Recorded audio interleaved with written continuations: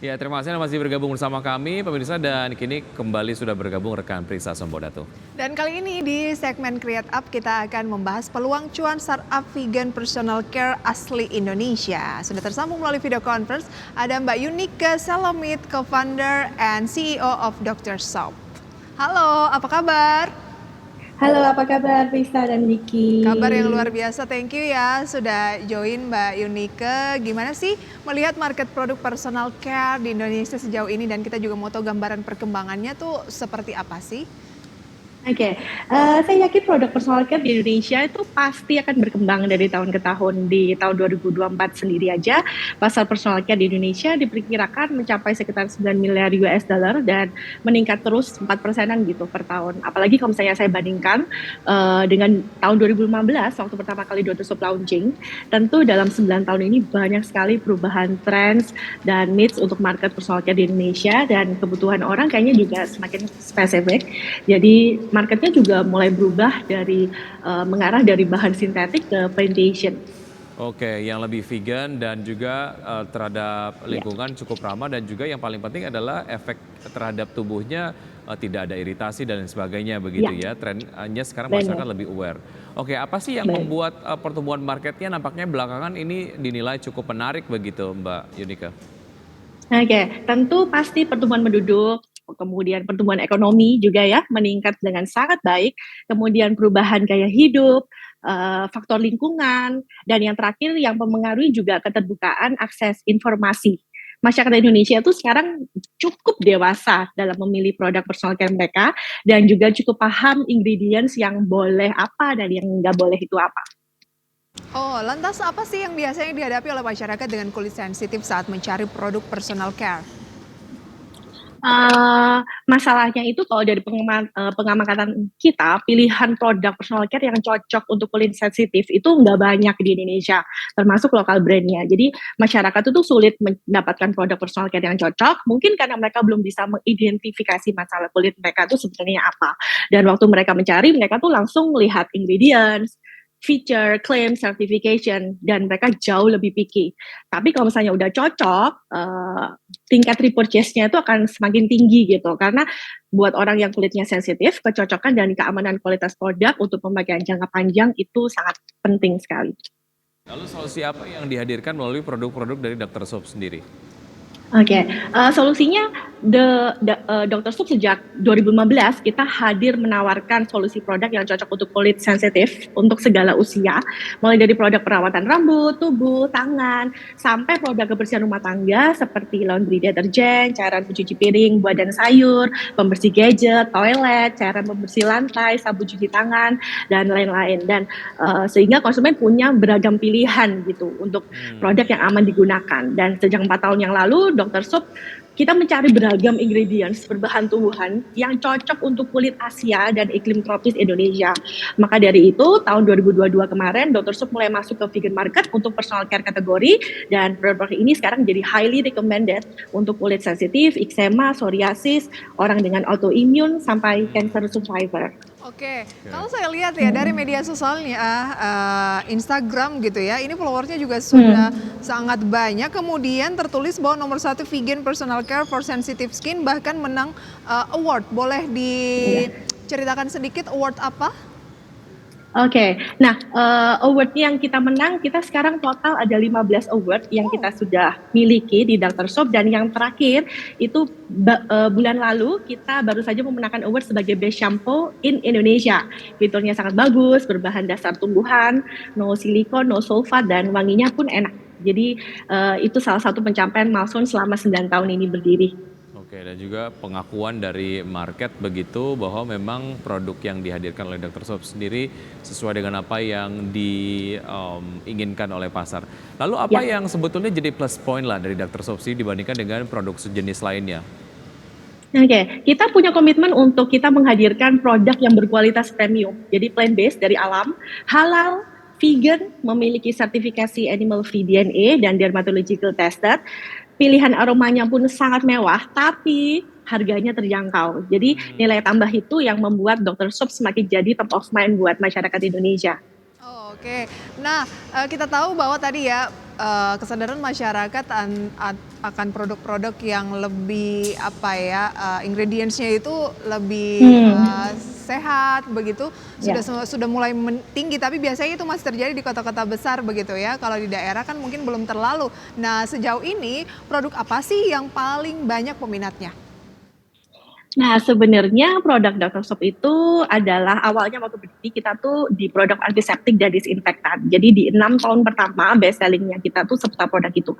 Cuman seiring perubahan tren setelah pandemi ya, jadi selama 2 tahun terakhir ini produk favorit konsumen Dr. Soap itu adalah produk-produk vegan personal care, terutama untuk produk perawatan rambut gitu. Dan saya memang setuju ada pergeseran dan ada perubahan, tapi saya yakin semakin selektif dan semakin tersegmen di situ Dr. Soap memang jadi jawaban gitu buat para Indonesia mulai melek tentang produk-produk personal care yang berbahan dasar tumbuhan. Baik, menarik. Kita akan lanjutkan usaha jeda berikut ini, Mbak Yunika, dan pemirsa tetap bersama kami. Usaha jeda kami akan segera kembali. Terima kasih Anda masih bergabung bersama kami dan kami masih berbincang bersama Mbak Yunike Selomit, co-founder dan juga CEO dari Dr. Soap. Saya pengen nanya, tadi kan memang yang disampaikan adalah bahwa produk-produk yang diproduksi oleh Dr. Soap sendiri adalah ramah lingkungan. Khususnya saya ingin nanya untuk produk-produk home care-nya gitu ya, untuk produk cleaning-nya, deterjennya dan lain sebagainya. Seberapa jauh itu memang sudah terbukti bahwa ramah lingkungan dari limbahnya dan lain sebagainya. Seperti apa Mbak Yunike? Oke, salah satu best selling kita memang saat ini adalah Daily Laundry Wash, namanya itu liquid detergent. Jadi kita ingredients-nya berasal dari corn and coconut extract. Kemudian dari packaging-nya sendiri kita 40% less plastic, nggak seperti yang ada di pasaran. Kemudian dari tanggung jawab kita, dari limbahnya, dari pemakaian, dan itu terbuat untuk for sensitive skin gitu. Jadi produk ini memang absolutely proven eco-friendly dan berbahan dasar tumbuhan. Oke, itu memang dapat, kan biasanya kalau ngomongin soal air cucian ketika kemudian dibuang itu kan akan memberikan ekses negatif kepada lingkungan begitu ya. Artinya dari teman-teman Dr. Soap sendiri sudah melakukan riset begitu bahwa dampaknya tidak akan merusak lingkungan gitu ya? Yes, benar. Oke, baik. Lantas kalau saya lihat di toko Oren gitu ya, penjualan tertinggi itu adalah Dr. Soap Fabric Mist Urban She. Ya sampai dengan ribuan. Penasaran dong kalau segitu besar animonya, material-materialnya, ingredients-nya itu apakah juga lokal atau impor? Yang diimpor. Ya, pabrik kita ada di Gresik dan semuanya mostly diproduksi di dalam negeri, termasuk juga paper, plastik dan lain sebagainya gitu. Jadi mostly di Indonesia. Baik. Oke, mostly di Indonesia tapi ada lah unsur-unsur impor tapi nggak banyak begitu ya. Berarti benar sekali. Material di Indonesia juga sebenarnya sangat-sangat oke. Ya, tentu sangat oke. Karena menurut saya pribadi, karena kita tinggal di Indonesia, jadi seharusnya kita tuh cocok sekali dengan tanaman-tanaman yang ada di Indonesia gitu. Tinggal kita gimana caranya kita berkomitmen untuk mencari tanaman-tanaman itu, kita olah menjadi produk yang sangat baik di pasaran. Baik. Mbak Yunike, saya penasaran dengan hal yang tadi Anda sampaikan di segmen sebelumnya bahwa Anda menghadirkan produk-produk ramah lingkungan dan kualitas sangat baik, tapi dengan harga yang terjangkau. Kok bisa? Seperti apa research and development-nya sih dari Dr. Soap? Karena kalau ngomongin soal produk yang berkualitas baik, ramah lingkungan biasanya agak mahal ya. Tapi gimana caranya dari Dr. Soap sendiri bisa menghadirkan produk dengan kualitas seperti yang tadi disampaikan, tapi harganya terjangkau? Apakah karena produknya materialnya itu banyakan lokal? Ya, memang itu quite challenging di Dr. Soap ataupun another brand pasti ya soal masalah pricing. Tapi untuk proses R&D setiap produk Dr. Soap itu biasanya memakan waktu sekitar 1,5 sampai 3 tahun umumnya. Dan hal ini itu benar-benar kita mau pastikan kalau produk Dr. Soap itu aman, memiliki formula yang terupdate sesuai kebutuhan pasar dan juga selalu inovatif gitu at the same time. Jadi prosesnya biasanya kita melakukan market research dulu, kita tanya jawab mendalam dengan konsumen, lalu kemudian kita sesuaikan sama produk tren, baru kita membuat formulasinya. Dan selama sepanjang 1,5 sampai 3 tahun itu salah satu price strategi kita adalah kita harus menyentuh yang di angka yang mid gitu. Karena kalau misalnya dibandingkan dengan produk-produk luar negeri, tentu produk Dr. Soap itu hanya sekitar 20% harganya. Oke, lantas bagaimana revenue di tahun 2023 dan target di tahun 2024 ini? Oke, target kita saat ini karena kita tahu ya, Dr. Shop itu berjalan kurang lebih sekitar 9 tahun ini, dan since day one pertumbuhan growth sales kita tuh selalu bertumbuh dengan sangat baik. Saat ini juga kita memiliki satu flagship store di salah satu mall terbaik di Jakarta Selatan. Kita saat ini tersebar di hampir 500 titik di supermarket dan toko-toko. Kemudian banyak excellent result, banyak 5-star review yang masuk setiap hari, dan karena itulah kami sangat optimis sales growth Dr. Shop di tahun-tahun ke depan itu akan terus naik gitu. Dan kalau untuk targetnya kita mau terus untuk menajamkan 3 value dari Dr. Shop, yaitu creativity, safety, and sustainability di semua inovasi terbaru kami, dan doakan juga supaya Dr. Shop juga bisa diekspor ke mancanegara berapa dalam persentase waktu dekat. kenaikannya dan juga di 2023 berapa besar pertumbuhannya? Mungkin dari presentasinya aja. Oke, di presentasinya sekitar 4-5%. 4-5% untuk 2024 ini ya?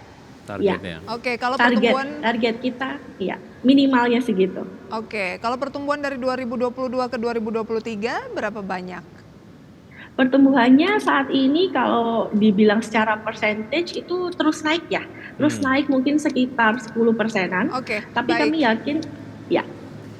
Baik, menarik. Semoga memang dari Dr. Shop sendiri akan terus mempertahankan 3 value yang tadi, salah satunya adalah terkait dengan sustainability, karena itu sangat penting sekali begitu ya. Baik, Mbak Yunika, terima kasih sudah bergabung. Sukses untuk Anda, sampai jumpa. Sampai jumpa, thank you. Sayang sekali ya, waktu kita terbatas untuk mengulas ini, menarik banget gitu. Oke, kita update posisi dari indeks harga saham gabungan saat ini pemirsa masih melemah, turun 0,23% di 7.236. Di tengah indeks-indeks Asia lainnya yang cenderung menguat seperti Nikkei, Hang Seng, kemudian Sutem Singapura justru naik ya. Ya, saham-saham yang masuk ke dalam jajaran top gainers diantaranya adalah ada Karya, Cegas, DMMX, TPIA, HIJJ, TINS, PMMP, MBMA, dan juga BSML. Kemudian top losers ada Akro atau Semkro, Hyosung, UVCR atau Trimega Karya Pratama, Suri, Sraj, Bull, MANG, AHAP, dan beberapa saham lainnya termasuk Garuda Indonesia pemirsa yang merupakan top losers based on volume pada pagi hari ini.